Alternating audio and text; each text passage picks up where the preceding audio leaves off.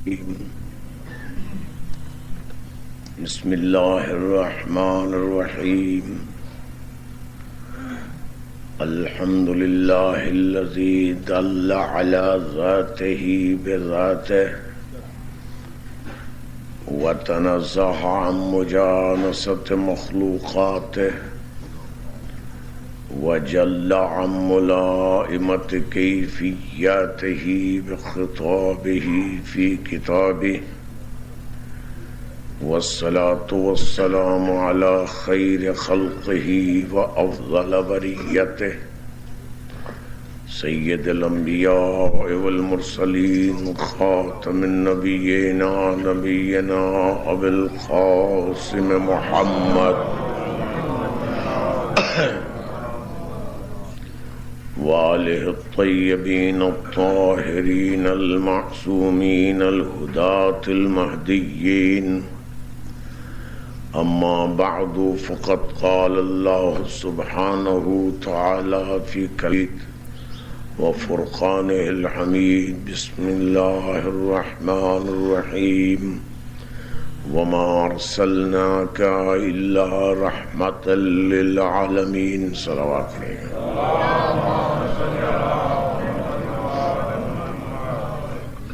حضرات گرامی، یہ آیہ مبارکہ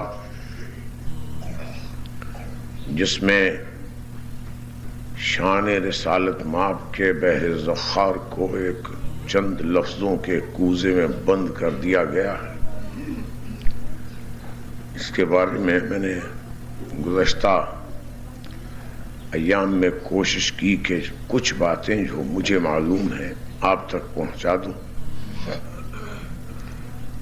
ان میں یہ ذکر تھا کہ ارسلنا کی صورت کیا ہے، اس کے معنی کیا ہیں، اور یہ کب سے ہیں رسول. اور پھر میں نے یہ عرض کی کہ یہ رحمت کیا چیز ہے. کل 2 دن اسی سے بحث رہی. آج اس کو میں کچھ آگے بڑھانا چاہتا ہوں کیونکہ یہ آخری مجلس ہے اور اس سے کچھ نتائج برآمد ہونا چاہیے. کل میں نے گزارش کی تھی کہ رحمت کے معنی وہ نہیں جو ہم سمجھتے ہیں کہ دل پسیج گیا، ہمدردی پیدا ہو گئی. جب تک وہ ہمدردی اور دل کا پسیجنا اور رقت قلب اور کسی شخص کے ساتھ کوئی جذبے کا اظہار عملی شکل اختیار نہ کرے، وہ رحمت بیکار ہے. اس کو ہم شفقت کہتے ہیں کہ ایک شخص کو زمین پہ زخمی حالت میں دیکھ کے انسان رک جاتا ہے، بڑا افسوس ہوا. لیکن رحم وہ ہے کہ میں اس شخص کو زندگی بسر کرنے کے قابل بناؤں، مدد کروں، اس کی ڈاکٹر کو بلاؤں. یہ رسول رحمت ہیں تو اس معنوں میں کہ ان کی بنا پر زندگی کی ہر شے اور آل کائنات کا ہر موجود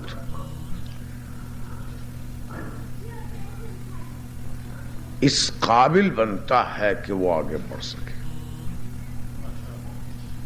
اگر قرآن پر یقین ہے اور قرآن کی اس آیت پر یقین ہے کہ حضور رحمت للعالمین ہے، تو رحمت کے معنی یہ ہیں کہ حضور میں یہ استعداد ہے کہ جس کے لیے رحمت ہے اس کو زندگی میں آگے بڑھنے، پھلنے، پھولنے، ترقی کرنے اور مختصر یہ کہ جینے میں مدد دیتے ہیں. اب آج سوال یہ ہے کہ یہ عالمین سے مراد کیا ہے. ترجمہ اس کا عام طور پر لوگ کرتے ہیں دونوں عالموں کے لیے رحمت. عربی میں دونوں عالموں کے لیے رحمت ہوتا تو عالمین ہوتا. یہ عالمین ہے، سب عالموں کے لیے رحمت. تو آج مجھے چند لفظوں میں اس سے بات کرنا ہے کہ یہ عالمین کیا ہیں، کچھ تھوڑی سی اس کی جھلک دکھا کر تاکہ آپ اندازہ کر سکیں کہ یہ رسول کی رحمت کے ڈانڈے کہاں کہاں سے ملے ہوئے. صلوات پڑھیں.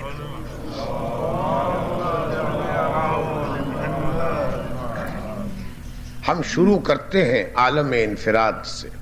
میں ہوں، آپ ہیں، ہم میں سے ہر شخص ایک فرد ہے،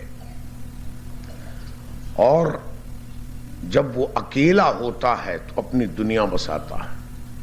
تصورات کی دنیا، خیالات کی دنیا، اسبات کی دنیا ہے.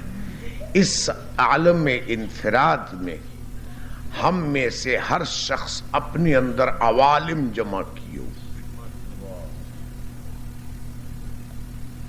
میں بحیثیت فرد کے، میری ایک جذباتی زندگی ہے، میری ایک عقلی زندگی ہے، میری ایک تصوراتی زندگی ہے، میری ایک اجتماع کے ساتھ تعلق کی زندگی ہے، میری ایک لاشعور کی زندگی ہے جس کا مجھے خود علم نہیں، میری ایک تحت شعور کی زندگی ہے، میری ایک شعور کی زندگی ہے، میری جاگنے کی زندگی ہے، میری خواب کی حالت ہے.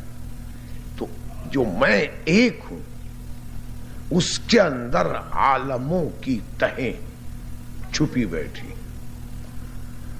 جناب امیر کا ایک شعر یاد آ گیا، صلوات پڑھیے.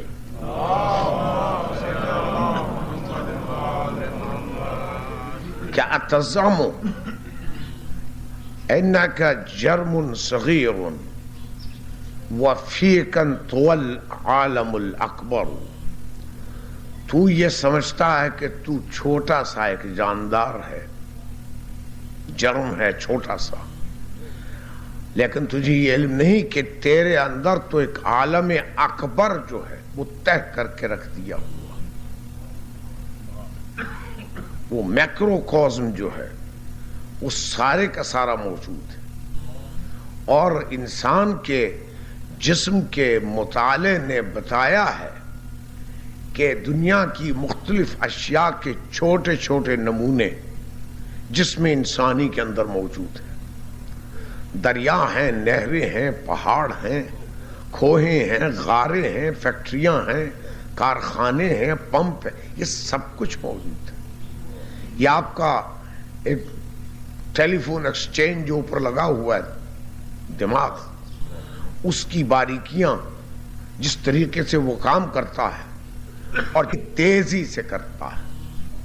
حالانکہ وہاں نہ کوئی ٹیلی فون آپریٹر ہے، نہ ٹیلی فون سپروائزر ہے، اور وہ تیزی سے کام کرتا ہے.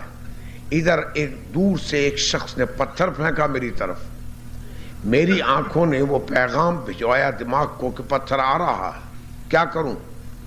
دماغ نے فوراً کہا کہ جھپک جاؤ اپنے آپ کو. ہاتھ فوراً اٹھے بچانے کے لیے. یہ اتنی تیزی سے کام ہوتا ہے کہ آپ اندازہ نہیں کر سکتے. تو یہ ایک عالم اکبر ہے. اس دور میں ایک علم ہے جس کو سائبرنیٹکس کہتے ہیں. وہ اس کا مقصد یہ ہے اسٹڈی کا کہ جسم انسانی اور مشینوں کے مابین مقابلہ کیا جائے. یہ جتنی مشینیں بنی ہیں، جتنے کارنامے سر انجام دیے ہیں سائنسدانوں نے، وہ سارے کا سارا جسم انسانی کی نقل ہے. وہاں چھوٹے سائز میں ہے، یہاں بڑے سائز میں ہے. یہ جو نہریں ہیں ہمارے جسم میں، ان کا طول اندازہ نہیں کر سکتے. کس طریقے سے یہ خون گردش کرتا ہے اور کس طریقے سے یہ خون واپس آتا ہے اور کس طریقے سے جسم انسانی کام کرتا ہے. اس جسم انسانی کے اندر جو کائنات بسی بیٹھی ہے، صرف اگر اس کائنات کو سامنے رکھو تو تعجب ہوتا ہے کہ اس کائنات کے اندر اتنی کمپلیکسٹی، اتنی تعقید ہے.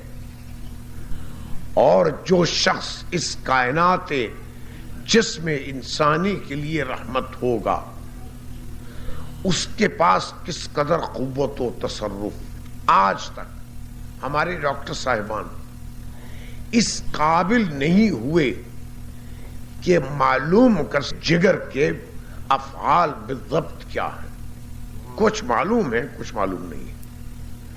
یہ تو معلوم ہے کہ دونوں گردوں میں سے ایک گردہ ایک وقت میں کام کرتا ہے، دوسرا ریسٹ کرتا ہے، لیکن یہ نہیں بتا سکے، یہ معلوم نہیں کر سکے کہ ان دونوں گردوں کے کام کو باقاعدگی دینے کے لیے کون سی قوت جسم انسانی میں موجود ہے. عجیب و غریب یہ کارخانہ ہے کہ جو آنکھ کے سیل ہے وہ آنکھ بناتے ہیں، جو گردے کے سیل ہیں وہ گردے بناتے ہیں، جو ہڈیوں کے سیلز ہیں وہ ہڈیاں بناتے ہیں. اگر کہیں ان میں گڑبڑ ہو جائے تو پھر سرطان کی شکل نکلتی ہے. تو یہ ایک عالم انفراد ہے. پھر انسان کا عالم اجتماع ہے. ہم بیٹھے ہیں اکٹھے، ہمارا آپس میں ایک رشتہ ہے، تعلق ہے. یہی جو رشتے ہیں اجتماعی، یہ سوسائٹی کی تشکیل کرتے ہیں. تو ایک اجتماعی دنیا ہے، اور یہ ساری اجتماعی دنیا جو ہے اس کو ہم عالم ناسوت کہتے ہیں، انسان کی دنیا ہے. لیکن عالم صرف یہ نہیں ہے، ایک عالم جمادات ہے. اس جمادات کے اندر جتنی کمپلیکسٹی ہے کہ بعض بالکل جمادات ہیں، بعض نباتات اور جمادات کے مابین آ جاتے ہیں آہستہ آہستہ. یہ مونگا جو ہے، مرجان جو ہے، جمادات بھی ہیں نباتات بھی ہیں. شکل و صورت میں جمادات کی شکل ہے پتھر کی، لیکن بڑھوتی اس میں نباتات کی سی ہے. تو یہ بھی ہے. پھر نباتات کا عالم ہے، اس کے اندر تہیں ہیں نباتات کے عالم میں. آج تک ہم یہ دعوے سے نہیں کہہ سکتے کہ نباتات میں جو کچھ موجود ہے اس کا ہمیں علم ہے. کوششیں جاری ہیں، بڑا کام ہوا ہے. پھر عالم حیوانات ہے، جانور ہیں عجیب و غریب قسم کے. ایسے جانور، ایسے انچ کے، 1 انچ میں مربع میں کئی لاکھ سما جائیں 1 انچ مربع جگہ میں. اور ایسے جاندار جو ویل مچھلی کی طرح پورے قلعے کا قلعہ سمندر میں چلتا پھرتا ہے. اس کے مابین مختلف قسمیں، مختلف تہیں جانوروں کی. عالم حیوانات. پھر عالم انسان ہے، اور انسانی عالم میں بھی کئی عوالم ہیں. وہ انسان جو برف کے دور میں بستا تھا اور برف کے دور کے بعد آیا تھا، اور اس کے بعد مختلف علاقوں میں پلا اور بسا اور ترقی کرتے کرتے اس دور تک آ پہنچا. ایک ناروے کا سیاح تھا، اس نے پیرو کے جنگلوں میں جا کر غاروں میں کچھ تحقیق کی اور کتابیں کچھ لکھی. اور اس نے یہ دریافت کیا کہ جناب وہاں غاروں کے اندر پتھروں پر تصویریں بنی ہیں جن پر بوئنگ جہاز کے نقشے، ڈرائنگز بنے ہوئے ہیں. ہزاروں سال قبل کی تصویریں. تو وہ تعجب کرنے لگا کہ عیسائیت تو یہ بتاتی ہے نا کہ صرف 6000 سال عمر ہے انسان کی، حضرت آدم کو آئے ہوئے 6-7 سال. اور ہم علماء مسلمان ان عیسائیت سے لیے ہوئے خیالات کو مسلمانوں میں پھیلاتے ہیں. یہ کعب عبار نے یہ خیالات پھیلانا شروع کیے تھے، اب تک چل رہے ہیں. بحث چل رہی ہے پاکستان ٹائم میں بھی اب تک کہ 6000 سال. اور اگر 6000 سال عمر ہے حضرت آدم کے آنے سے اب تک انسان کی، تو یہ جو دریافتیں ہیں جن کی مقدار کئی لاکھ سال ہے وہ کہاں جائے گی. اور جب ہمارا بچہ جوان یونیورسٹی میں جانے والا وہ یہ علم حاصل کرنے کے بعد ممبر سے یہ سنے گا 6000 سال، تو ایمان سے کہیے کہ اس کا ایمان سلامت رہ سکتا ہے یا نہیں. بہرحال وہ نکلی. اس نے تعجب کیا. یہ عوالم پھیلے ہوئے ہیں، کچھ ہمیں معلوم ہے کچھ ہمیں معلوم نہیں. کہ لاکھوں سال قبل کا انسان. حیرت ہوئی. لیکن اس کے بعد یہ قدم میرے ذہن میں، وہ کتابیں موجود ہیں، چیریٹ آف گاڈ اور ریتھ آف گاڈ اور اس قسم کی 5 کتابیں. اس کے بعد یکدم میرا خیال باب مدینۃ العلم کی طرف گیا، اور ذہن میں ان کا قول آیا کہ ایک شخص نے پوچھا کہ جناب امیر سے کہ حضور حضرت آدم کے بارے میں سوال کیا، تو انہوں نے فرمایا کہ کس آدم کی بات کر رہے ہو؟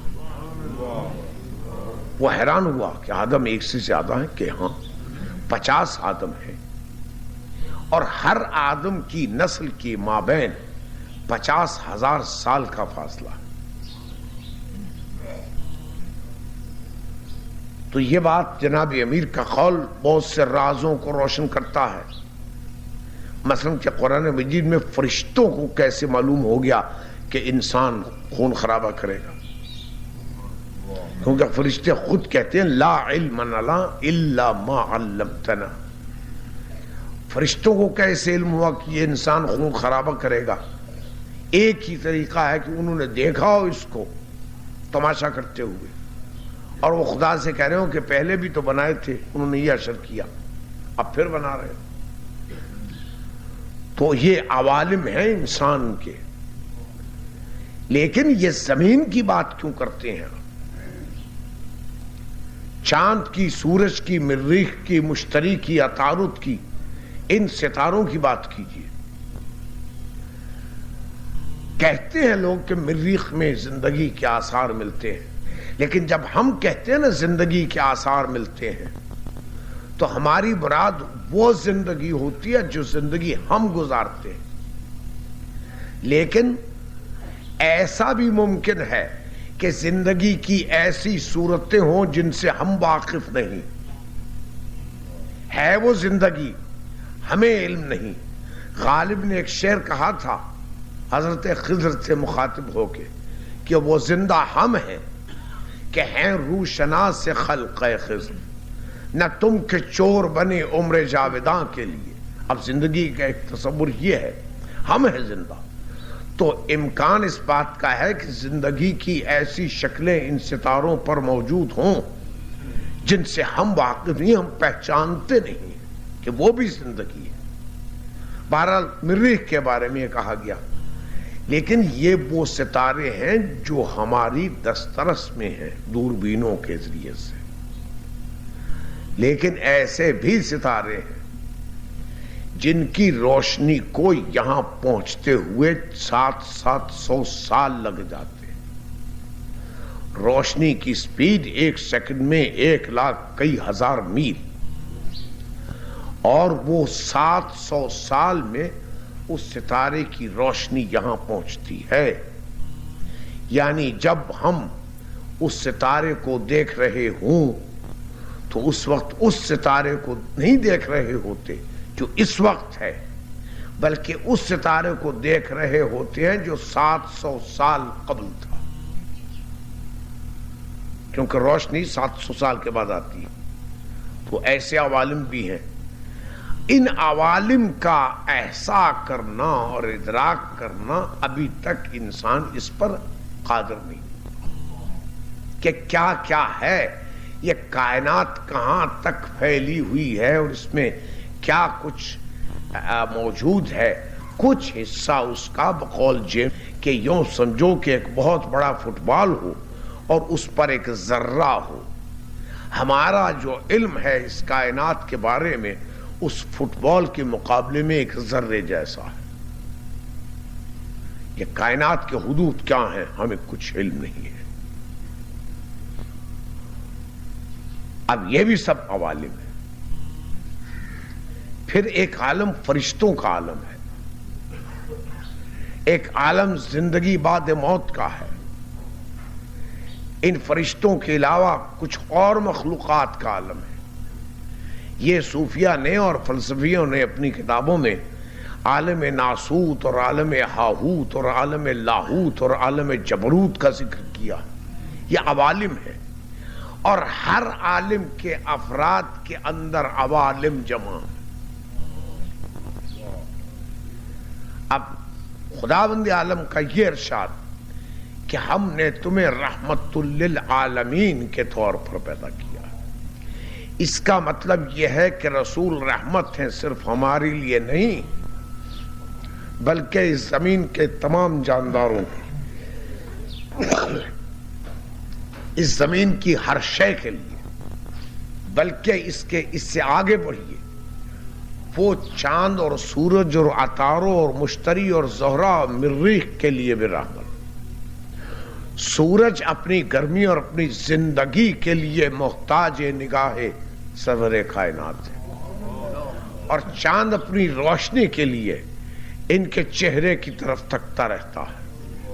اور صرف یہی نہیں، یہ زہرہ و مشتری و مریخ اپنی گردش کے لیے نگاہ رسالت مآب کی طرف دیکھتے رہتے ہیں، اور وہ عوالم، وہ ستارے جو 700 سال کے بعد روشنی پھینکتے ہیں، ان کو اپنی روشنی بھیجنے کے لیے ان کی ہدایت کی ضرورت ہوتی ہے۔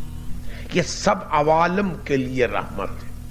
گردش کرتا ہے تو اس کو گردش کرنے میں مدد دینے والا کون، اور چاند میں روشنی کو پیدا کرنے والا کون، اور زہرہ و مشتری و مریخ کو اپنے اپنے مدار میں پھرنے میں مدد دینے والا کون، یہ عوالم ہے۔ لیکن چھوڑیے ابھی اس بات کو، وہ عوالم جو حیات ظاہری جناب سرور کائنات سے قبل تھے،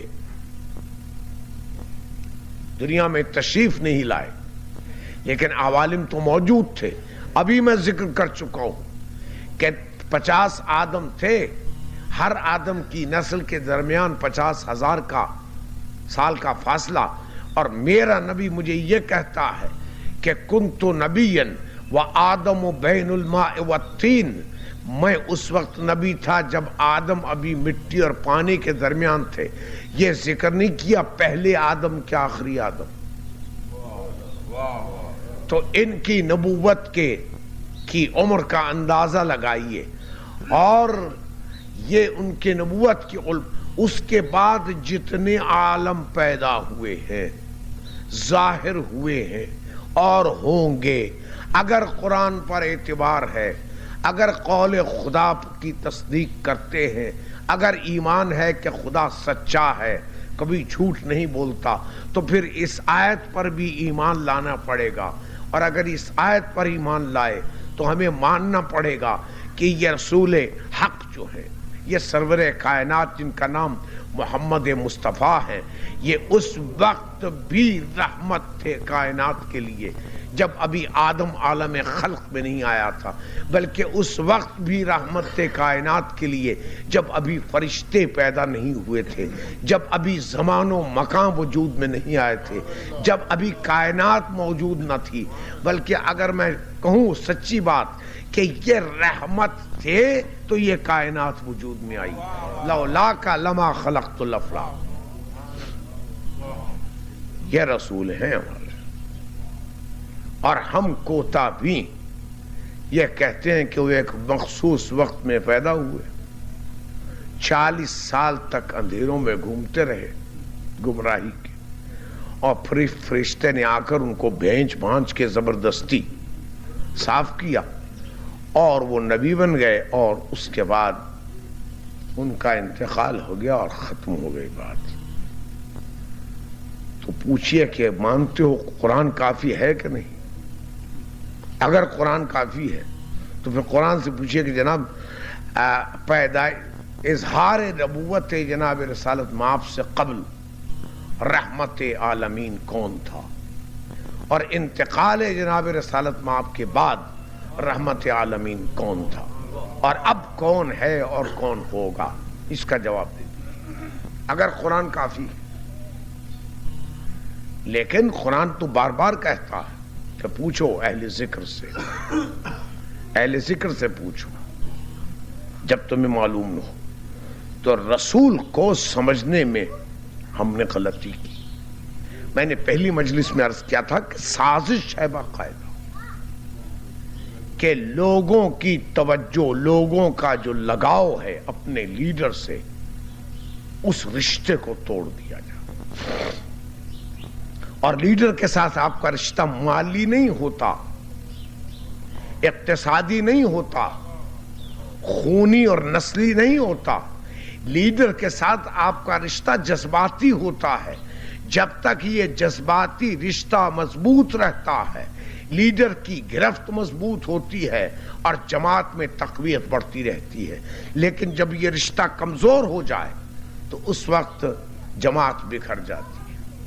تو مغرب نے یہ دریافت کیا صلیبی جنگوں کے بعد کہ مسلمانوں کو یوں شکست دینا اور ان کو ممکن نہیں ہے، لہٰذا یہ کام کرو کہ اپنے رسول کے ساتھ جو ان کو جذباتی لگاؤ ہے اس میں کمی پیدا کرو، اس کو ڈائلیوٹ کرو، تاکہ وہ رسول کو اپنے جیسا بشر سمجھ کر اس کے ساتھ بھی وہی معاملہ کرے جو دوسروں کے ساتھ معاملہ کرتے ہیں. ہم دکاندار ہیں تو اس میں بے ایمانی کرتے ہیں، تو رسول کے ساتھ بھی وہی کریں کہ وہ بھی کرتا ہوگا. ہم ڈاکٹر ہیں اور مریضوں کا علاج درست نہیں کرتے تو میں سمجھوں کہ رسول بھی ایسا ہی کرتے ہوں گے.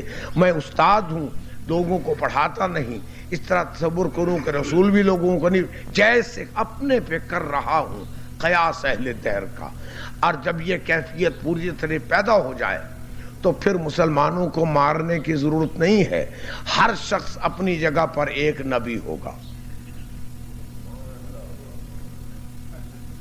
بلکہ ہر شخص ایک جگہ اپنی جگہ پر ایک خدا بن جائے گا. کسی نے کہا تھا کہ کس محفل بے خدا میں آ بیٹھے ہو، ہر شخص یہاں خدا نظر آتا ہے. تو وقت آ سکتا ہے کہ جب ہم اپنی انفرادیت کے دائرے میں اس قدر گم ہو جائیں کہ دوسرا ہماری نگاہ میں موجود ہی نہ ہو اور ہم اپنے آپ کو خدا سمجھ بیٹھے، یعنی فرعون بن جائیں. یہ مغرب کی ترکیب ہے. کوئی ضرورت نہیں ہے مارنے کی، بس لیڈر سے رشتہ توڑوا دو کہ میں محمد مصطفیٰ کو اپنے جیسا سمجھنا شروع کر دوں. تو اگر محمد مصطفیٰ مجھ ایسے ہیں تو پھر یہ رحمت للعالمین کو. قرآن کی آیت لے لی، انا بشر مثلکم، درست، ٹھیک ہے کہا. اگلا حصہ نہیں پڑھتے کہ یوحا الیہ. کل میں نے شاید ذکر کیا تھا کہ ان کی وحی کی حدود کیا ہے، کب سے وحی ہونا شروع ہوئی اور کب تک رہے گی. یہ وحی اس وقت اور اس وقت تک رہے گی جب تک بشریت رسول موجود ہے. لیکن جس طرح عقل رسول اور ہے اور میری اور آپ کی عقل اور، جس طرح جسم رسول اور ہے اور میرا اور آپ کا جسم اور، جس طرح ذہنیت رسول اور ہے اور میری اور آپ کی ذہنیت اور، جس طرح زندگی رسول اور ہے اور میری اور آپ کی زندگی اور، یہ سب چیزیں اگر مختلف ہیں تو یہ کہیے کہ جس طرح ہم اور ہیں اس طرح رسول جو ہے وہ ہم سے مختلف ہیں. اگر یہ اختلاف موجود نہ ہو تو لیڈر نہیں بن سکتا. جب بچے یہ سمجھ لیں کہ استاد ہم جیسا ہی ہے تو پھر وہ کلاس روم نہیں رہتا، وہ طویلہ بن جاتا.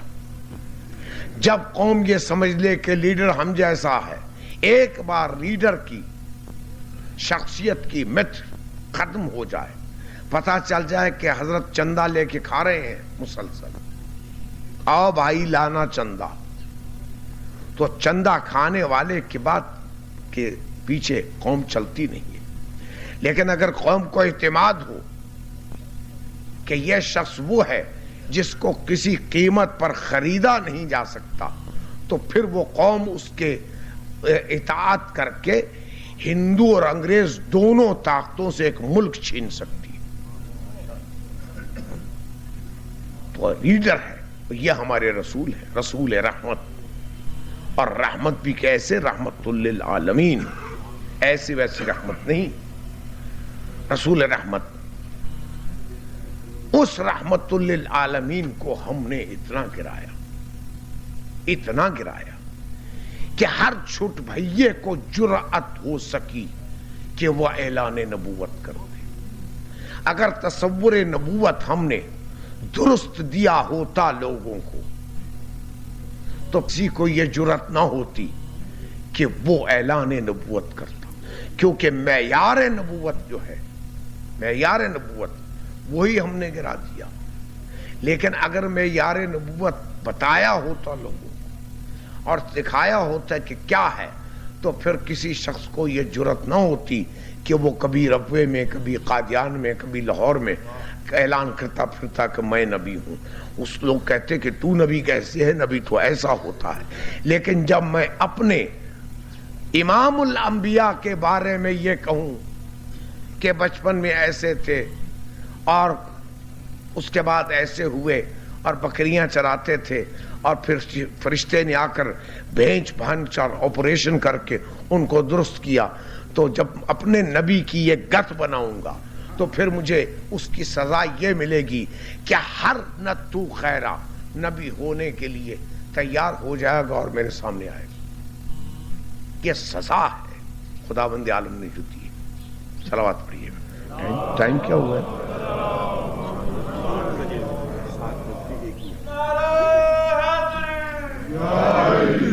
یہ سزا ہے۔ قبلہ اظہر حسن زیدی صاحب نے ایک مرتبہ ایک مجلس میں چٹکلے کی بات کہی تھی، لیکن ہے حقیقت کہ علی کو ولی نہ ماننے کی سزا یہ ملی کہ سڑک پر چلتے ہوئے ہر پاگل کو ولی سمجھنا شروع کیا۔ نعرہ حیدری! محمد مصطفیٰ کو عام بشر کہنے والوں کو سزا یہ ملی قدرت کی طرف سے کہ ہر عام بشر نے ان پر حکومت کرنا شروع کر دی اور کہا کہ ہم تمہارے نبی، ہر عام بشر نے۔ لیکن جس کی نگاہ در مصطفیٰ پر ہو، در مصطفیٰ ہو، وہ ان بادشاہوں کو اور ان مختلف قسم کے حکمرانوں کو خاطر میں نہیں لایا کرتا۔ وہ کبھی بلال بن جاتا ہے، کبھی عمار یاسر بنتا ہے، کبھی ابو ذر بن جاتا ہے، کبھی اویس قرنی بن جاتا ہے۔ وہ ایسے چھوٹ بھائیوں کو خاطر میں نہیں لاتا۔ ہوں گے آپ اپنے گھر میں، جناب ابو ذر کو حاکم وقت نے ٹیسٹ کرنا چاہا، کیونکہ حضرت کا قول یہ تھا کہ جو شخص اپنے گھر میں سونا جمع کرتا ہے وہ سونا قیامت کے دن اس کے ماتھے پر گرم کر کے لگایا جائے گا۔ تو رات کو عشاء کی نماز کے بعد ایک تھیلی سونے کی بھیج دی گئی، کیا یہ امیر نے بھیجی، حضرت ابو ذر نے رکھ لی۔ اب تصور یہ تھا حضرت کا، بادشاہ سلامت کا، کہ رات کو ابو ذر کھا تو جائیں گے نہیں سونے کو۔ صبح غلام کو بھیجا، ابھی نماز بھی نہیں کی اذان بھی نہیں ہوئی تھی۔ وہ آیا اور حضرت ابو ذر سے کہا کہ جناب وہ مجھ سے غلطی ہو گئی ہے۔ کیا ہوا؟ کہ وہ سونا جو میں نے آپ کو دیا ہے دراصل بادشاہ وقت نے فلاں شخص کے لیے بھیجا تھا، تو غلطی سے آپ تک آ گیا، تو وہ مجھے دے دیجئے تاکہ میں ان تک پہنچا دوں۔ تو حضرت ابو ذر نے کہا کہ اپنے بادشاہ سلامت سے جا کے کہہ دو کہ وہ سونا تو ان لوگوں تک جا پہنچا جن کا حق تھا، اب مجھے کچھ وقت دو کہ ان سے سونا حاصل کر کے تمہیں دوں۔ اور جب ضد کی کہ نہیں سونا چاہیے تو پھر ابو ذر تھے، ڈنڈا لے کے پہنچ گئے دربار میں کہ وہ تو مجھ سے کیوں مانگ رہا سونا، تیرے باپ کا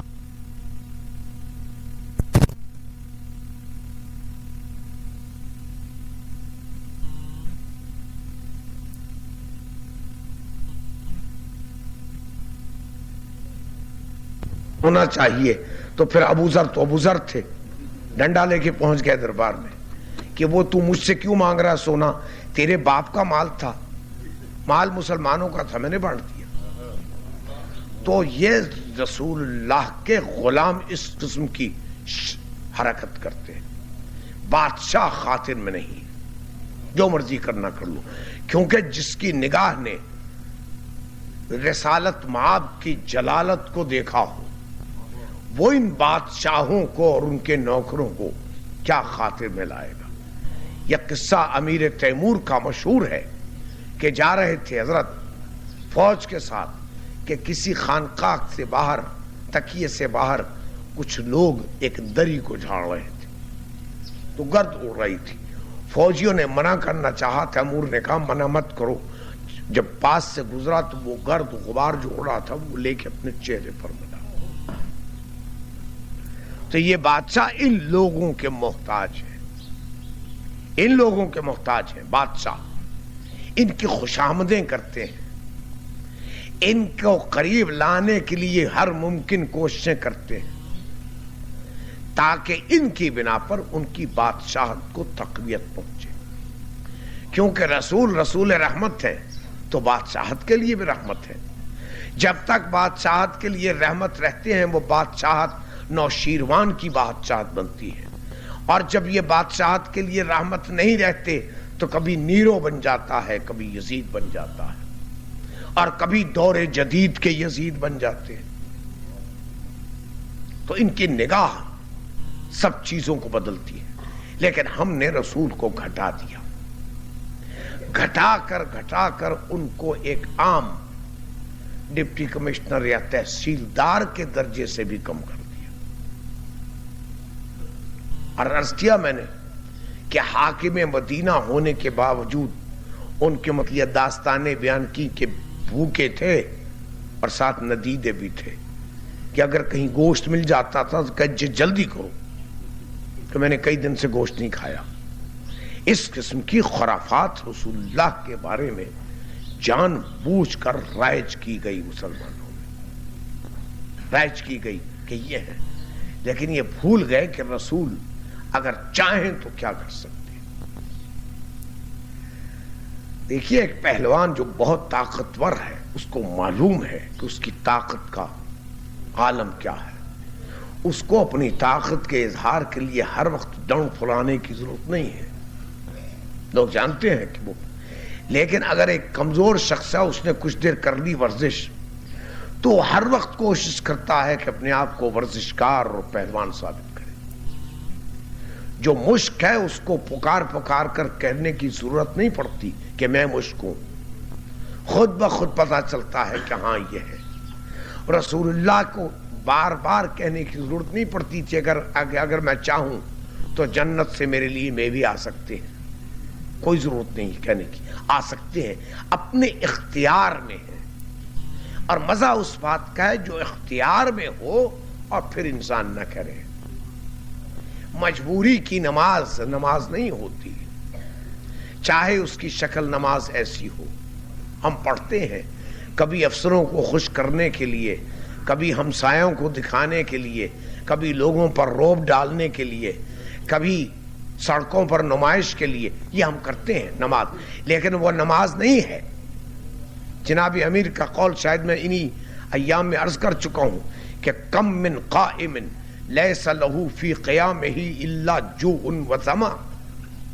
کتنے نمازی ہیں جن کو ان کی نماز سے سوائے تھکن کے اور تعب کے کچھ نہیں ملتا. وَكَم مِّن صَائِمٍ لَيْسَ لَهُ فِي صِيَامِهِ إِلَّا جُوعٌ وَظَمَأٌ. اور کتنے روزے دار ہیں جن کو ان کا روزہ سوائے بھوک اور پیاس کے کچھ نہیں دیتا. کیونکہ وہ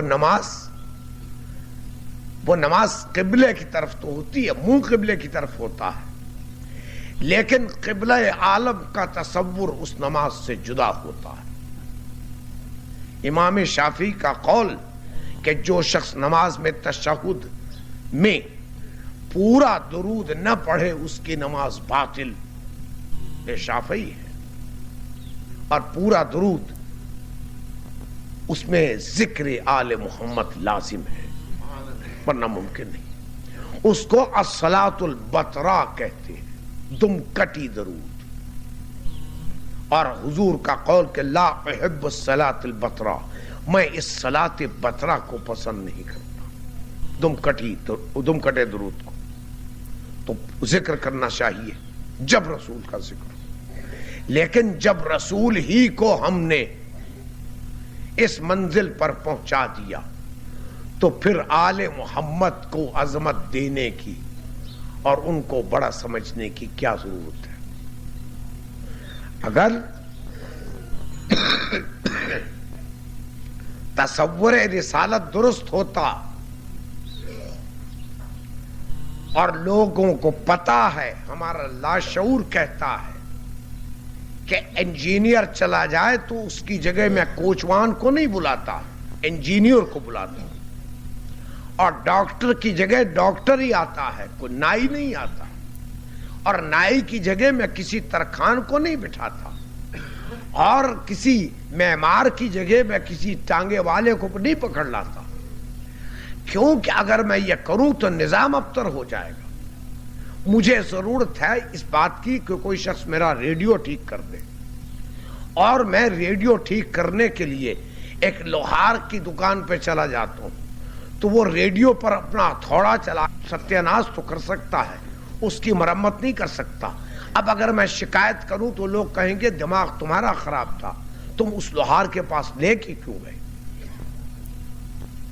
میرا کوئی عزیز بیمار ہے، میں بجائے ڈاکٹر کے پاس لے جانے کے اس کو کسی عطائی کے پاس لے جاتا ہوں، اور وہ چل بستا ہے، تو عطائی تو کہے گا کہ جناب نسخہ میرا درست ہے، لیکن اس کا میں ذمہ دار نہیں ہوں کہ آدمی تمہارا مر گیا، کیونکہ میں نے ابا جان پر یہ نسخہ استعمال کیا تھا، وہ بھی تشریف لے گئے تھے۔ تو قصور کس کا ہے؟ میرا ہے، اس شخص کا نہیں۔ اس بیچارے کا قصور کیا کہ وہ تو لوہار کا کام کرتا تھا، میں نے اس کو زبردستی ریڈیو مکینک بنانے کی کوشش کی۔ تو اگر رسول کا تصور ذہنوں پر صحیح مرتسم ہو، ہم رسول کو وہ منزل دیں جو منزل خدا دیتا ہے، ہم رسول کو رحمت للعالمین مانے ایمان میں، تو پھر مجھے مجبوری ہے یہ کہنے کی کہ رسول اللہ کے انتقال کے بعد کسی نہ کسی کو رحمت للعالمین ہونا چاہیے، اور رحمت للعالمین اس شکل میں جس شکل میں رسول تھے، ورنہ رسول کو شکل بشریت میں آنے کی ضرورت نہ تھی۔ ہماری کمزوری ہے کہ ہم محتاج ہیں کہ رسول شکل بشر میں آئے، ورنہ ہم پہچان ہی نہیں سکتے۔ حضرت مریم کی کمزوری تھی کہ فرشتہ شکل بشر میں ان کے سامنے آئے، فرشتے کی کمزوری نہیں تھی، وہ تو کوئی اور شکل بھی اختیار کر سکتا تھا، لیکن حضرت مریم کیسے پہچانتی کہ یہ کون ہے؟ یہ ہماری کمزوری ہے، ہمارا نقص ہے، ہماری لمیٹیشن ہے کہ رحمت للعالمین کو شکل بشر اختیار کر کے یہاں آنا پڑا، اور رہنا پڑا ہماری طرح رہنا پڑا تاکہ ہم اس سے مانوس ہو جائیں۔ لیکن جب یہ جسم ظاہری یہ رسالت میں آپ چلا گیا تو ان کی جگہ پر حکومت تو بہت سے لوگ کرنے والے آ گئے، لیکن ان کی رحمت للعالمینی کی جانشینی کون کر رہا ہے؟ آخر ان کی ایک یہ بھی تو حیثیت تھی، رسالت تو ختم ہو گئی، قرآن مکمل ہو گیا، دین مکمل ہو گیا، حکومت بن گئی، اور اس حکومت پر لوگ اچھے یا برے جتنے بھی تھے، 1 2 3 4 اور کئی 100 اشخاص اس مقام پر بیٹھے مسلمانوں پر حکومت کرتے رہے، سب درست۔ کسی نے یہ دعویٰ نہیں کیا کہ میں رسول اللہ کی رحمت للعالمینی کا وارث ہوں۔ وہ تو بڑے تواضع اور انکسار سے کہتے رہے کہ اگر مجھ سے غلطی ہو جائے تو درست کر دینا، اگر میں کبھی ٹیڑھا بن جاؤں تو مجھے سیدھا کر دینا، بڑے انکسار کے ساتھ۔ حضرت عمر نے کبھی یہ نہیں کہا کہ میں رسول اللہ کی تمام خصوصیات کا وارث ہوں، بلکہ وہ تو نہایت انکسار سے کہتے رہے کہ خداوندہ وہ وقت ابن خطاب پر نہ لانا کہ اس کو کوئی مشکل پڑے اور علی ابن ابی طالب موجود ہو۔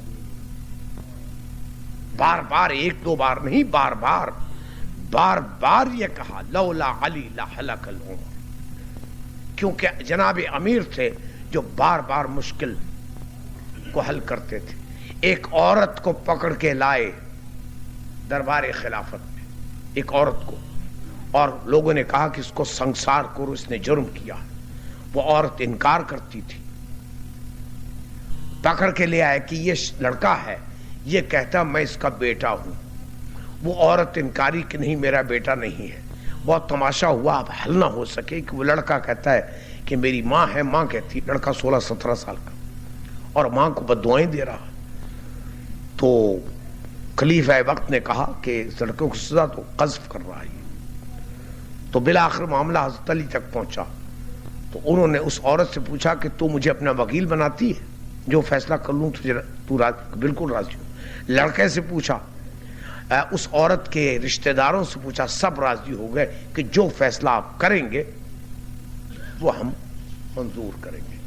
تو آپ نے اس عورت سے خطاب کیا کہ میں تیرا نکاح اس لڑکے سے اتنے مہر پر پڑھانے لگا ہوں. یہ سن کر وہ عورت کانپ اٹھی, فوراً کہنے کی یہ نہ کیجئے گا, میرا بیٹا ہے. اب اس قسم کی ذہانت و فطانت کا اظہار جو ہے وہ فیصلے کرواتا ہے. یہ محیر العقول داستانیں جو آپ جناب امیر کے بارے میں سنتے ہیں, یہ جناب امیر کی توہین ہے. عقل انسانی کے کمال کا اظہار وہ کہیں زیادہ اہم ہے بجائے محیر العقول داستانوں کے. تو انکسار کے ساتھ جناب عمر کہتے رہے لولا علی لہلک العمر.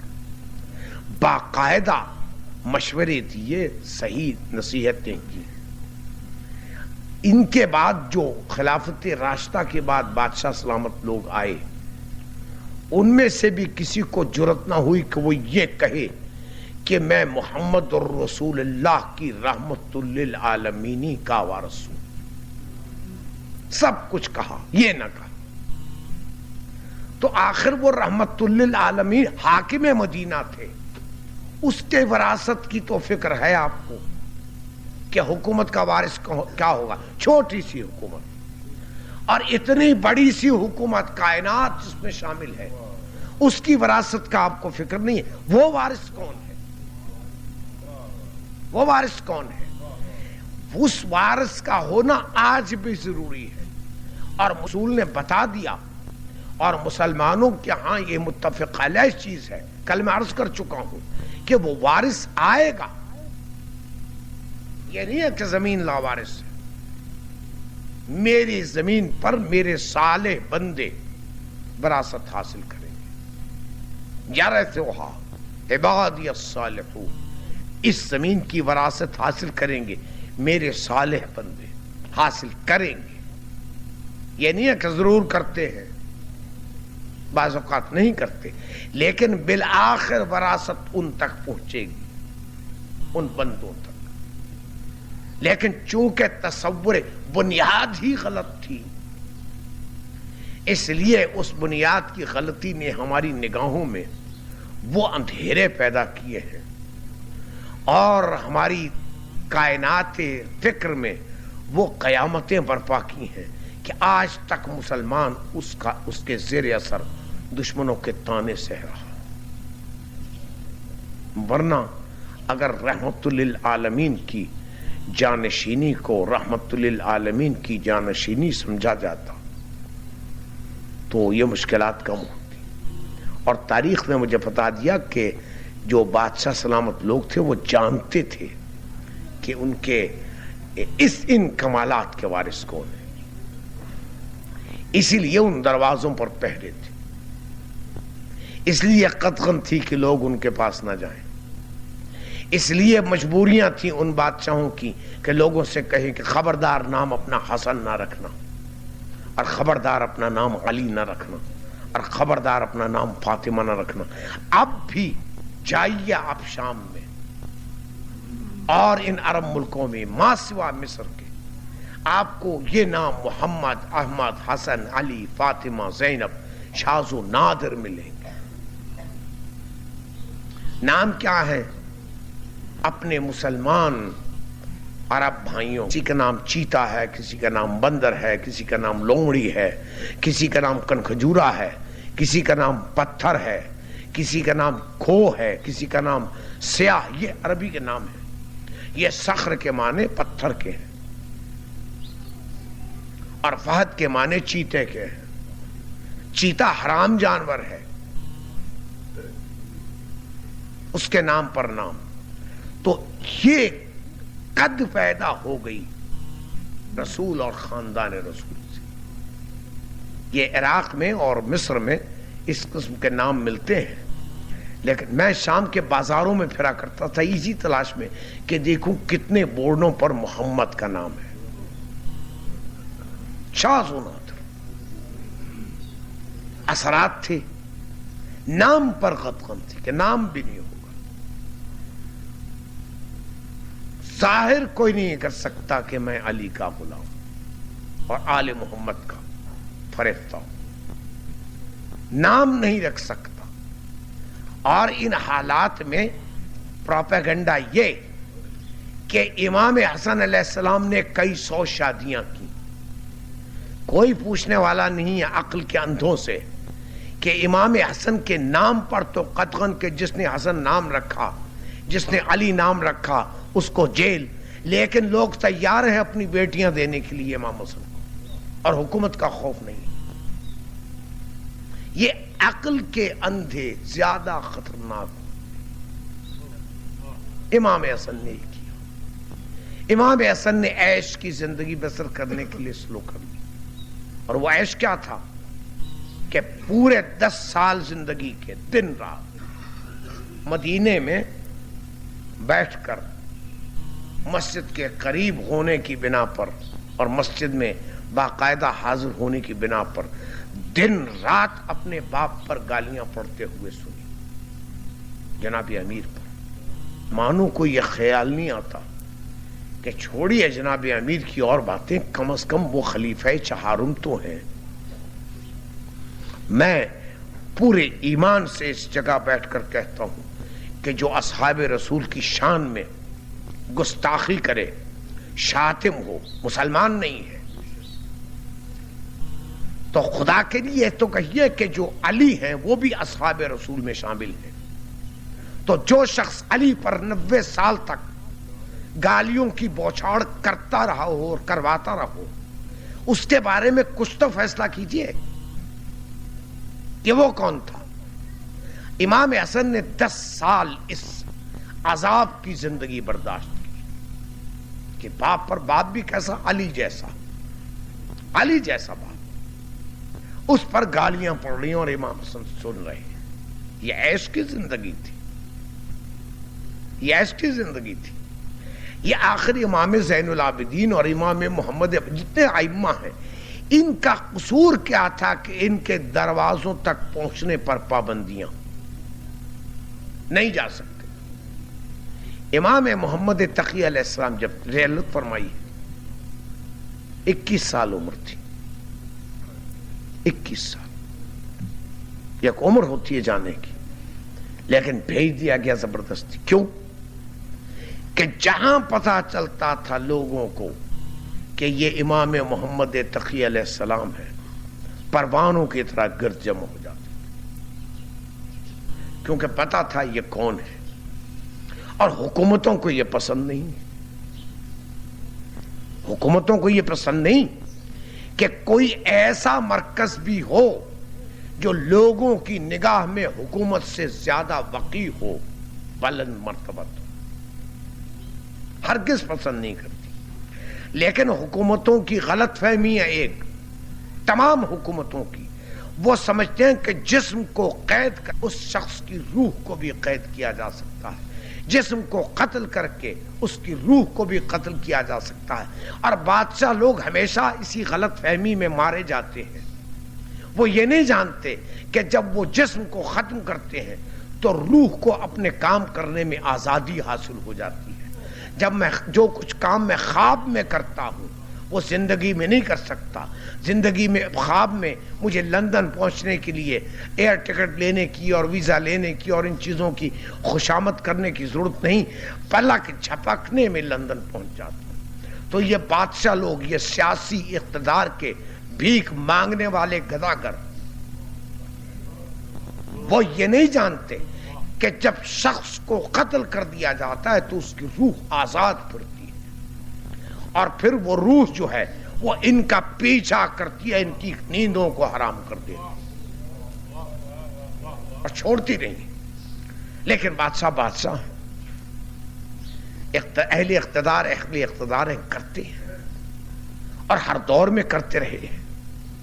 ہر حال میں کرتے رہے، لیکن اگر ہمارے سامنے کوئی عملی نمونہ نہ ہو حوصلہ کرنے کا تو ہم زندگی بسر نہیں کر سکتے اس ستم اور استبداد کو دیکھ کر۔ میں نے عرض کیا تھا کہ ہمارے رسول رحمت ہیں، رحمت للعالمین ہیں، اس لیے ان کا فرض تھا کہ ہمارے لیے کوئی ایسا نمونہ چھوڑ جائیں کہ جس نمونے کو دیکھ کر ہم پر کتنے ظلم و ستم پڑے ہم یہ کہیں کم ہیں، اگر ان پہ اتنے پڑے تو یہ تو کچھ بھی نہیں۔ ایسا ہو جب میرا کوئی بھائی چلا جائے تو غم تو مجھے ہوگا، لیکن جب میں تصور کروں گا زینب کے بھائیوں کا کہ وہ کس حالت میں گئے تھے تو میرا وہ غم دور ہو جائے گا۔ جب میرا بھائی اس دنیا سے جاتا ہے تو میں عزت و احترام کو غسل دلواتا ہوں، کفن پہناتا ہوں، نہایت احترام سے قبر میں اتارتا ہوں، تلقین پڑھتا ہوں، نماز جنازہ ہوتی ہے، لوگ آتے ہیں مجھے پرسہ دیتے ہیں، بڑا افسوس ہوا تمہارا جوان بھائی چلا گیا۔ اس کا میں سوم کرتا ہوں، اس کا چہلم کرتا ہوں، اس کی برسی کرتا ہوں، لیکن یہ زینب کا ایک جوان بھائی جس کو قمر بنی ہاشم کہتے تھے، بازو کٹائے نہر پر پڑا تھا، اور زینب کو اتنا موقع نہ مل سکا کہ بھائی سے جا کے کہتی ماں جائے میرے باپ کے بیٹے فرزند علی جانشین حیدر کرار، یہ تیرے بازو کو کیا ہوا، اتنا موقع نہ ملا۔ تو جب میں یہ دیکھتا ہوں تو صبر آ جاتا ہے۔ یہ نمونہ صبر و استقلال و ثبات و پامردی جو کربلا والوں نے ہمارے سامنے پیش کیا ہے، وہ ہمیں زندگی کرنے کا حوصلہ دیتا ہے کہ ظلم و ستم کا مقابلہ یوں کیا کرتے۔ علی کی بیٹی نے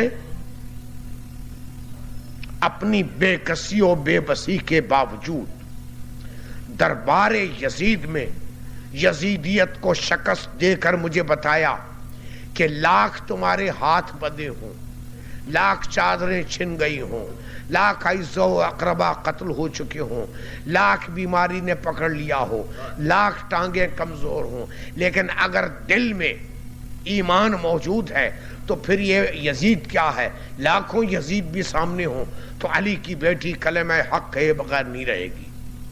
اور جب میں دیکھتا ہوں کہ فاطمہ کی بیٹی اس حالت میں کلمہ حق کہتی ہے تو مجھے کلمہ حق کہنے کی جرأت ہوتی ہے۔ یہ کربلا والوں نے ہمارے سامنے مثالیں رکھی، کیا جو ظلم ہوا ہم تصور نہیں کر سکتے۔ ظلم کی مقدار اس شخص کے مرتبے کے مطابق ہوتی ہے۔ جس شخص ایک مرتبہ روٹی ملتی ہو، اگر اس کو ایک مرتبہ کی بجائے آدھی روٹی ملے تو اس پر بھی ظلم ہوگا، لیکن کبھی اس شخص سے پوچھئے کہ جس کو دن میں 4 مرتبہ کھانے کو ملتا تھا اور اس کو ایک لقمہ نہ ملے، تو اس سے پوچھئے کہ کیا حالت ہوتی ہے روٹی نہ ملنے کی۔ تو ظلم کی مقدار اس شخص کے مرتبے کے مطابق ہے۔ حسین کے اقربا و اعزاء اور ساتھیوں پر جو ظلم ہوا ہے اس کا ہم تصور نہیں کر سکتے، جو باتیں سہنا پڑی۔ صبح عاشور امام حسین نے خندق کھدوائی تھی، اس میں سوکھی لکڑیاں ڈال کر آگ لگا دی تھی۔ کیوں؟ کہ ایسا نہ ہو کہ ہم ادھر لڑ رہے ہیں اور یہ کمینے لوگ پیچھے سے خیام اہل بیت پر حملہ آور۔ تو ایک شخص نے آ کر امام حسین کو تانا دیا کہ حسین اپنے ہاتھوں سے اپنے لیے جہنم تیار کر لیا۔ تو اس وقت امام حسین نے کہا خدا بندہ اس کو مزہ چکھا، گھوڑا الف ہوا اور وہ اسی آگ میں گر کر جہنم واصل ہو گیا۔ یہ باتیں سننا پڑی۔ جب امام حسین نے مانگا ہے ایک دن، یہ آج کا دن، یہ زندگی حسین میں مانگے کا دن ہے۔ 9 تاریخ یہ تاسوعا، جب دن مانگا تو عمر سعد نے کہا اچھا۔ تو ایک خبیث بولا کہ حسین کر لو جتنی عبادت، آخر منظور تو نہیں ہوگی۔ تو اس وقت بریر حمدانی نے کہا کہ اے بدکار عورت کی اولاد، تیری عبادت منظور اور حسین کی عبادت منظور نہیں ہوتا۔ اگر امام حسین نہ ہوتے اس وقت تو بریر نے اس کا سر قلم کر دیا ہوتا۔ یہ جو معرکہ کربلا ہوا ہے اس کی تہیں ہیں، سوچے تو صحیح ہم کبھی، زندگی کی علامت ہے، ہمیں زندگی دیتا ہے۔ اگر ہم لوگ گزشتہ 1345 سال سے ان کربلا والوں کی یاد نہ منا رہے ہوتے تو کہاں ہوتے؟ کبھی سوچا آپ نے؟ یہ صدقہ ہے اس یاد کا کہ ہم ہیں، ہم ہیں۔ یہ جناب زینب اور ام کلثوم کی بے بسی اور سرگردانی کی طفیل ہے کہ ہماری بیویاں جو ہیں وہ اپنے آپ کو صحیح رستے پر رکھ رہی ہیں، اور یہ علی اصغر و علی اکبر و قاسم و عباس کے جوتیوں کا صدقہ ہے کہ ہم لوگ جو ہیں اپنے آپ کو صراط مستقیم پر چلتے ہوئے محسوس کرتے ہیں۔ اور اگر یہ یاد ہمارے دل سے اٹھ جائے تو ہم کہاں جائیں؟ یہی وجہ ہے کہ اس یاد کو ہم جس قدر زیادہ ہو سکے منائیں۔ لیکن حسین کی یاد مجلس کرے تو حسین کے لیے، اس لیے نہیں کہ نتھو خان کی مجلس مجھ سے زیادہ بڑی نہ ہو جائے۔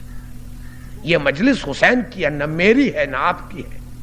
اگر آپ نہیں آتے تو فاطمہ کے گناہگار ہیں، اگر آپ آتے ہیں تو فاطمہ احسان مند ہے کہ میرے بیٹے کے سوگ میں آیا۔ یہ نہ مجلس آپ کی ہے نہ کسی کی ہے۔ جب آپ جلوس ذوالجناح نکالتے ہیں تو ذوالجناح علامت شہادت حسین ہے، وہ حسین کا گھوڑا تھا جس کی نشانی آپ نکالتے ہیں۔ وہ گھوڑا نہ آپ کا ہے نہ میرا ہے، اور اگر میں کسی ایسے جلوس ذوالجناح کی توہین کروں جو کسی میرے مخالف نے نکالا ہو تو وہ توہین اس مخالف کی نہیں، وہ حسین کی توہین ہے، وہ زینب و ام کلثوم کی توہین ہے۔ زینب کی چادر میں اور اس شخص میں کوئی فرق نہیں، کیونکہ زینب کی چادر چھیننے والا تو زینب کے مخالف تھا۔ یہ شخص جو اپنے آپ کو زینب کا غلام کہے اور خاندان اہل بیت کا نوکر کہے اور اس کے بعد مجلس حسین کو برباد کرے اور جلوس ذوالجناح میں رخنا پیدا کرے، وہ شخص ذلیل ترین اس شخص سے بھی ہے جس نے زینب کی چادر چھینی تھی، جس نے سکینہ کے گوشوارے چھینے تھے، جس نے علی اصغر کو تیر مارا تھا، جس نے زینب پر کوڑے برسائے تھے، جس نے زین العابدین کو بیماری کے عالم میں کربلا سے کوفے اور کوفے سے دمشق وہ شخص اور ہمیں سوچنا چاہیے عزاداری برحق، لیکن کس کی؟ حسین کی۔ یہ آنسو بڑے ضروری کس کے لیے؟ زہرا و محمد کے لیے۔ یاد رکھیے کہ ہم جتنے کام کرتے ہیں نا عبادات کے، وہ خدا کے لیے، نماز خدا کے لیے، روزے خدا کے لیے، حج خدا کے لیے، زکوٰۃ خدا کے لیے، یہ جتنے اعمال نیک ہیں خدا کے لیے۔ تو اگر رسول اللہ پوچھے مجھ سے کہ یہ تو کیا تم نے سب خدا کے لیے، میرے لیے کیا کیا؟ ذات محمد کے، تو ذات محمد کے سامنے تحفہ اگر ہم کوئی پیش کر سکتے ہیں تو صرف ان چند آنسوؤں کا کہ حضور اکرم ہم نے آپ کے نواسے کے غم میں یہ آنسو بہائے، لیکن وہ آنسو رسول کے لیے ہوں، نہ دکھاوے کے لیے ہوں، نہ لوگوں کو تنگ کرنے کے لیے۔ ماتم بہت ضروری، بشرطے کے دل سے نکلے۔ زہرا احسان مند ہوں گی کہ میرے بیٹے کے غم میں ماتم کرتا، لیکن اگر میں محلے والوں کو تنگ کرنے کے لیے ماتم کرتا ہوں، کسی کی ضد میں ماتم کرتا ہوں، تو وہ ماتم میرے لیے عذاب کا باعث ہوگا اور میں اس عذاب سے کبھی چھپ سکتا۔ یہ ایام عزا صرف غم کے لیے نہیں، یہ ایام عزا جو ہے ہمارے جسموں میں اور روحوں میں فکر کی شمعیں روشن کرتے ہیں، ہمارے دلوں پر جو غبار چھا گیا ہوتا ہے سال بھر کا، اس کو یہ سیکل کرتے ہیں اور ہمیں اس قابل بناتے ہیں کہ اگلا سال اپنے صحت مند زندگی کے ساتھ گزار سکیں، ہم پر بیرونی افکار حملہ آور نہ ہوں، اور اگر ہوں یہ وائرس، افکار کے وائرس، تو ہمارا جسم ان کا مقابلہ کرنے کے لیے تیار ہو۔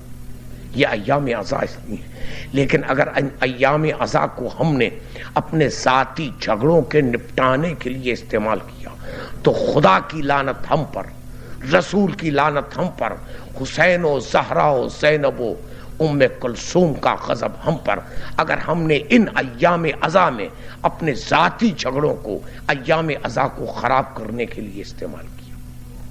ایسا شخص جو ہے وہ شیطان سے بدتر ہے۔ میں اس کو شمر ذل جوشن سے کہیں ذلیل ترین شخص سمجھتا ہوں، میں اس کو، یزید کو اس سے بہتر سمجھتا ہوں۔ وہ لاکھ دعویٰ کرے اپنی مومنیت کا، سیادت کا، اپنے اسلام کا، لیکن اس سے اس کے گریبان، اس کو کہیے کہ گریبان میں جھانک کے دیکھ کہ اگر یہ زلجنا اصلی ہوتا، حسین کا زلجنا جو خیمہ گاہ میں خبر لے کے گیا تھا شہادت حسین کی، جس کی یہ تو تصویر بنا رہا ہے اور جس کی تصویر کی اہانت کر رہا ہے، اگر یہ زلجنا اصلی ہوتا اور جناب زینب دیکھ رہی ہوتی تو یہ بات کرتا۔ یہ ہمارے سوچنے کی بات ہے۔ آج اس وقت کربلا کا نقشہ سامنے آئی ہے، دن مانگ کر لے لیا ہے، اور ہو کیا رہا ہے؟ تیاریاں ہو رہی، کہا تھا عبادت کے لیے تیار۔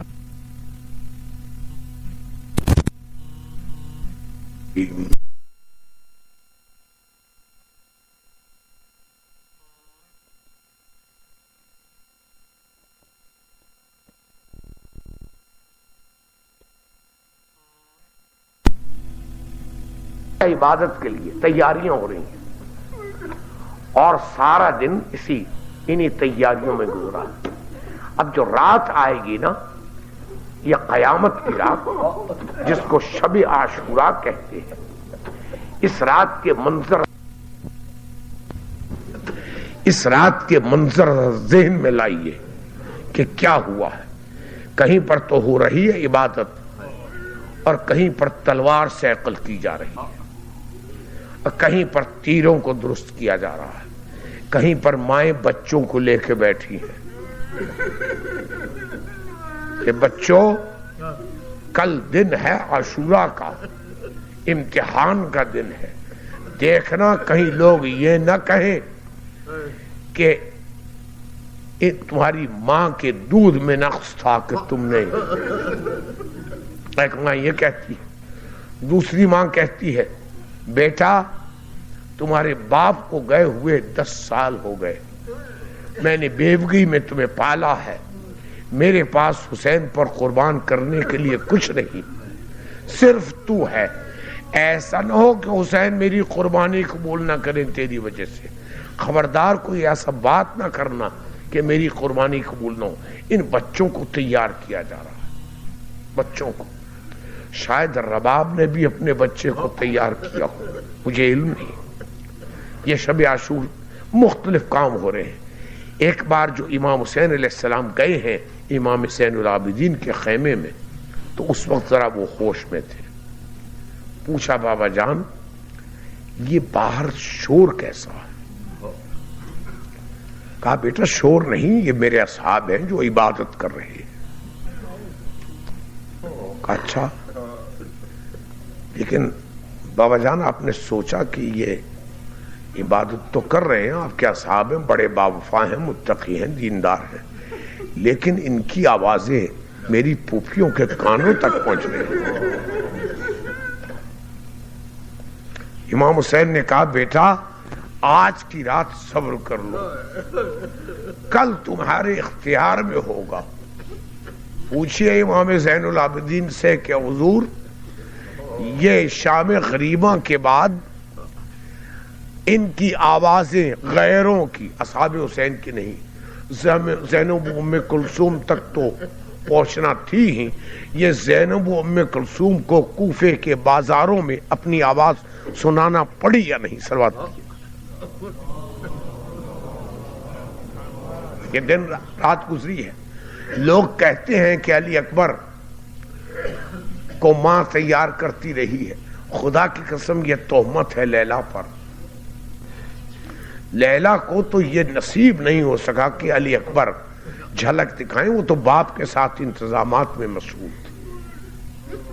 اسی رات کا واقعہ ہے کہ بریر حمدانی گزر رہے ہیں اور ایک خیمے سے جناب زینب کی آواز سنائی دی, بھیا اپنے اصحاب کا امتحان لے لیا کہ نہیں؟ ان کی وفا پر کوئی شک تو نہیں؟ تو امام حسین نے کہا کہ میں نے امتحان لے لیا. بریر یہ سن کر چیختے ہوئے پہنچے, حبیب ابن مظاہر, زہیر قین, مسلم ابن اوسجہ کہاں ہو؟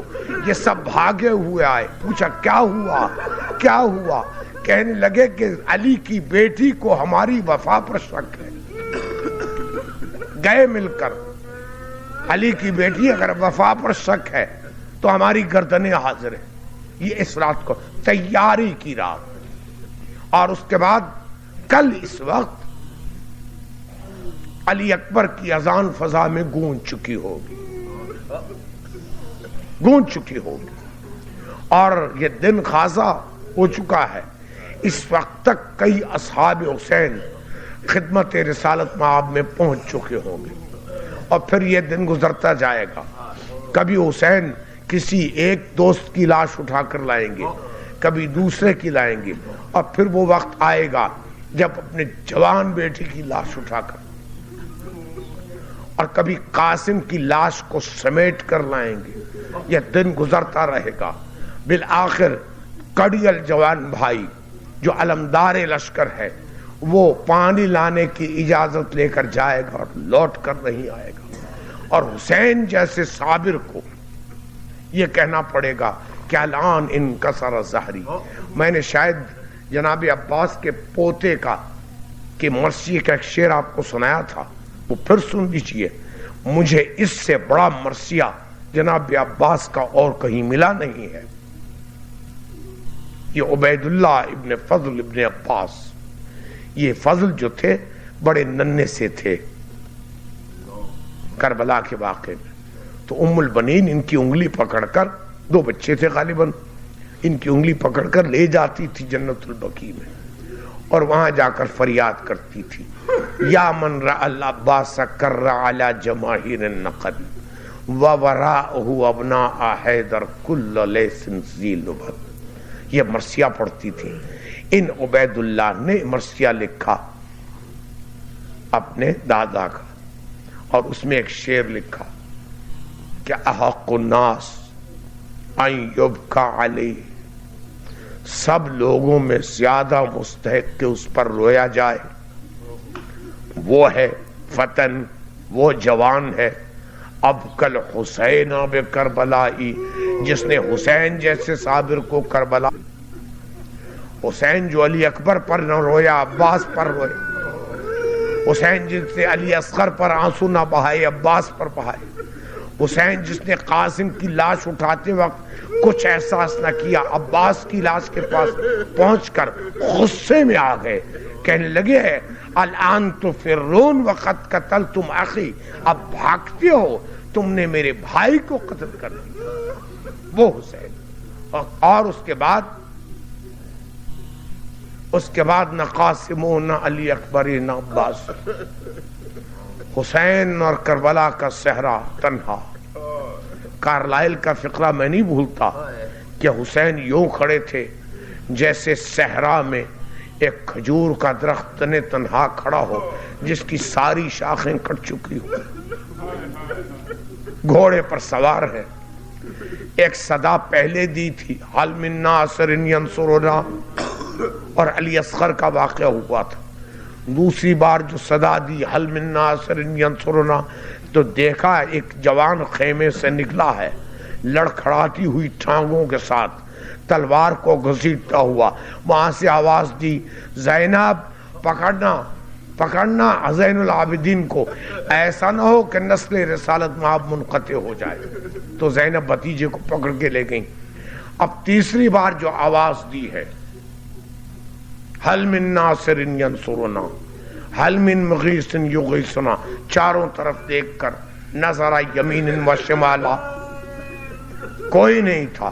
اب بلاتے ہیں کہ یا زہیر ابن القید، یا بریر، یا حبیب ابن مظاہر، یا خلان الوفا، یا فرسان الحیجہ، ان کے نام لے کر اے وفا کے میدان وفا کے شیرو، اے وفادار دلیرو، ما لکم کیا ہوا تمہیں، انادیکم میں تمہیں بلا رہا ہوں، ولا تجیبوننی مجھے نہیں دیتا.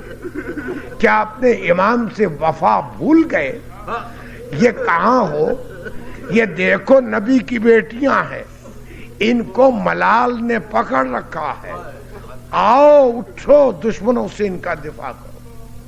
پکارا، لاشیں اپنی جگہ پر تڑپے، اور اس کے بعد خود حسین نے کہا کہ نہیں، تمہاری وفا پہ شک نہیں، موت تمہاری اور میرے درمیان حائل ہے. بہرحال ہم بھی آ رہے ہیں، یہ کہہ کر حملہ کیا ہے اور فوج تتر بتر ہوئی ہے. شجاعت ہاشمیہ کا اظہار حسین نے کیا ہے. اس پر غیر مسلم بھی تعجب کرتے ہیں کہ جس شخص کے جسم پر اتنے زخم ہو اور دل پر اس سے گہرے زخم ہو، وہ شخص اس بہادری کے ساتھ لڑے کہ اتنی بڑی فوج اس کے سامنے ٹھہر نہ سکے. لڑتے رہے یہاں تک کہ ایک آواز آئی حاطف کی کہ حسین وعدہ ایفا کرنے کا وقت آ گیا. وعدہ ایفا کرو. تو ذوالفقار حیدری میان میں چلی گئی. اب حسین تنہا گھوڑے پر سوار ہے اور چاروں طرف سے یلغار ہے، چاروں طرف سے یلغار ہو رہی ہے. یہ عربی میں الفاظ ہیں کہ جسم حسین یوں معلوم ہو رہا تھا جیسے قنفذ ہے.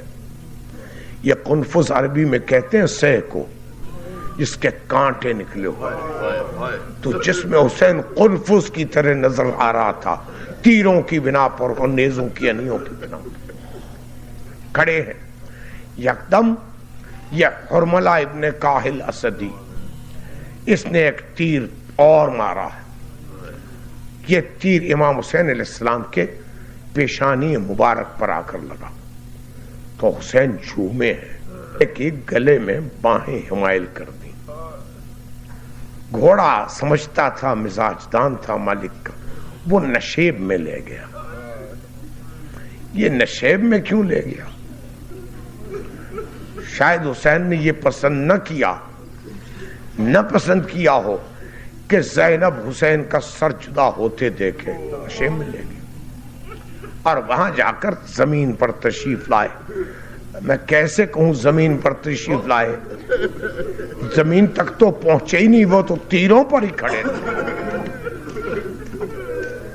لوگوں نے سوچا چلے گئے. اب یقین نہیں تھا کہ حسین زندہ ہیں کہ نہیں. شمر نے کہا ایک طریقہ ہے پتہ چلانے کا کہ حسین زندہ ہیں، یہ جا چکے. وہ کہنے لگے کیا؟ کہنے لگے گھوڑے تیار کرو. گھوڑے تیار ہوئے کہ خیمہ گاہ کی طرف گھوڑے دوڑاؤ.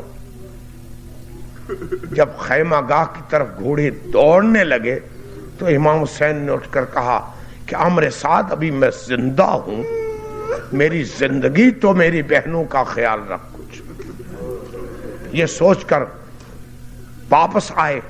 اب مسئلہ یہ تھا کہ کیا جائے. ایک شخص سے کہا گیا کہ تو جا کر سر حسین قلم کر لے. وہ گیا اور یکدم چیخیں مارتا ہوا واپس آیا. اس سے کہا کیا ہوا؟ ایک بے ہوش شخص زخمی سے ڈرتے ہو؟ کہنے گا نہیں، زخمی سے نہیں ڈرتا. میں جب سر کاٹنے کے لیے گیا ہوں تو ایک بی بی سیاہ چادر اوڑے ہوئے پھر رہی تھی، کہہ رہی تھی میرے بیٹے نے تیرا کیا قصور کیا، تو اس کی آواز نے مجھے پریشان کر دیا. بالآخر شمر جو ہے اس نے امام حسین کا گلا کاٹا. کس طریقے سے؟ سامنے سے نہیں، گردن کی طرف سے. اسی لیے امام آخر الزمان علیہ السلام نے جو زیارت پڑھی ہے اس میں یہ الفاظ ہے السلام علیکہ ایھا القتیل بالقفا، اے وہ شخص جس کو گردن سے کاٹا گیا۔ اور یہ ہونے کے بعد یکدم جو سر حسین بلند ہوا ہے اور زلجنا پہنچا ہے خیمہ گاہ میں، تو زینب نے سمجھ لیا کہ اب حسین کا سفر ختم ہوا، اب میرا سفر چلے گا، اور میرا سفر چلے گا کربلا سے کوفے تک، کوفے سے شام تک، اور شام سے آفاق تک، اور قیامت تک اس سفر کو مجھے جاری رکھنا ہے۔ آج بھی زینب کا سفر جاری ہے، ہمیں فیصلہ کرنا ہے کہ ہم زینب کے اس سفر میں شریک ہوتے ہیں یا نہیں۔ خدا ہمیں توفیق عطا کرے، خدا ظالموں کو ان کے منزل تک پہنچائے، ہمیں اتحاد و اتفاق سے نوازے۔ وہ لوگ جو ہم میں نفاق کے بیج بو رہے ہیں، خدا ان کو نیست و نابود کر دے۔